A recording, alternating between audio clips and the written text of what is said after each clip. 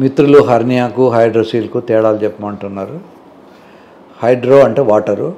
ఈ మధ్యకాలంలో మనం విన్నాం హైడ్రా అనే ఒక అఫీషియల్ సంస్థ కూడా వచ్చింది. వాళ్ళన్నీ ఇళ్ళు కూలగొట్టారు బుల్డోజర్స్తో, చెరువుల దగ్గర ఉన్నాయని, FTL అని ఇట్లాంటి పేర్లతో. సో వాటర్ కనుక ఈ బాల్స్ చుట్టూ ఉంటే దాన్ని హైడ్రోసీల్ అంటారు.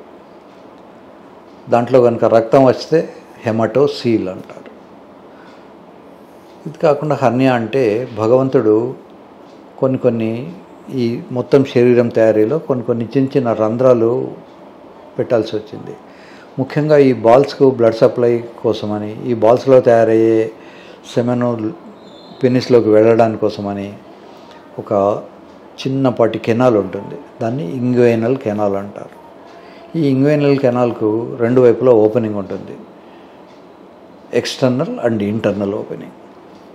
ఈ ఓపెనింగ్స్ కనుక కొంచెం లూజ్ అయితే పొట్టలో ఉన్నటువంటి మనం ఆహారం తిన్న తర్వాత వచ్చే డైజెస్ట్ అయ్యే ఒక పెద్ద పొడవాటి 2-3 మీటర్ల పొడవు ఉన్నటువంటి ఇంటెస్టైన్ ఉంటుంది.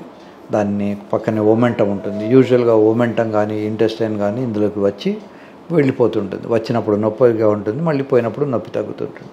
ముఖ్యంగా ఇవి బకెట్లు వగేరా లేవట్టినప్పుడు వస్తుంది, లేదా ఏదైనా స్ట్రెన్యూస్ ఎక్సర్సైజ్ చేసినప్పుడు బయటికి వస్తుంటుంది, మళ్ళీ లోపలికి వెళ్ళిపోతుంది. ఇలా కొద్ది నెలలు కొద్ది సంవత్సరాల తర్వాత ఒక్కోసారి అది బయటకు వచ్చింది, ఇక మళ్ళీ లోపలికి పోలేదు. అటువంటప్పుడు అది ఎమర్జెన్సీలో సర్జరీ చేయాల్సి వస్తుంది. బట్ ఇన్ జనరల్గా అది వచ్చి వెళ్ళిపోతూ ఉంటుంది హర్నియా. ఈ హర్నియా కేవలం అది ఇంగ్వైనల్ కెనాల్లోనే కాకుండా ఇన్సిషనల్ హర్నియా అంటారు. ఇద్దరికి ఏమైనా ఆపరేషన్స్ అయితే పొట్ట మీద అక్కడ కుట్లు వేసిన ప్రాంతం వీక్గా ఉంటుంది, న్యాచురల్గా భగవంతుడు ఇచ్చిన దానికన్నా, కనుక అక్కడి నుంచి బయటకు వస్తుంది.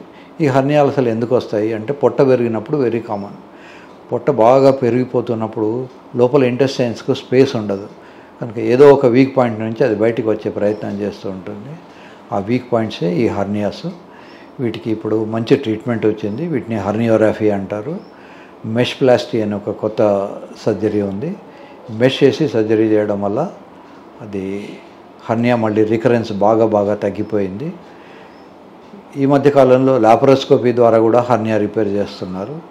So that is one more advantage. Laparoscopic hernia repair అనేది చాలా గొప్ప విషయము. సో మొత్తానికి హర్నియాకు హైడ్రోసీల్కు మీకు తేడాలు చెప్పాను. దీన్ని తెలుగులో కొంతమంది వరి బీజం అని ఇంకేదో అని అంటుంటారు. భగేంద్రం అంటేనేమో వాటికి వెళ్ళే ప్లేస్లో ఒక రంధ్రం ఉండి అక్కడి నుంచి చీము నెత్తురు కావడం భగేంద్రము. వరి బీజం అంటే హైడ్రోసీల్ లావ్ అయిపోతుంది గుమ్మడికాయలాగా, దాంట్లో నుంచి అంత నీరు కలెక్ట్ అయిపోతుంది. So what we have to do is, ఈ హైడ్రోసీల్ అనేది పెద్ద ప్రమాదకరమైనది ఏం కాదు, కానీ చూడడానికి వికారంగా ఉంటుంది కనుక చాలామంది సర్జరీకి ఆప్ట్ చేస్తారు. కొద్దిపాటి హైడ్రోసీల్ ఉన్నప్పుడు సర్జరీ కూడా చేయము. కొంచెం మోడరేట్ టు బిగ్ సైజ్ ఉంటే తప్ప హైడ్రోసీల్ సర్జరీ చేయము. హర్నియా చిన్నదైనా చేసుకోవాలి, ఎందుకంటే ఒక్కొక్కసారి ఎమర్జెన్సీ లైఫ్ థ్రెటనింగ్ కండిషన్ వస్తుంది. హైడ్రోసీల్ ఎప్పుడు కూడా లైఫ్ థ్రెటనింగ్ ఉండదు, కనుక నిశ్చింతగా ఉండొచ్చు, ప్లాన్డ్గా చేసుకోవచ్చు.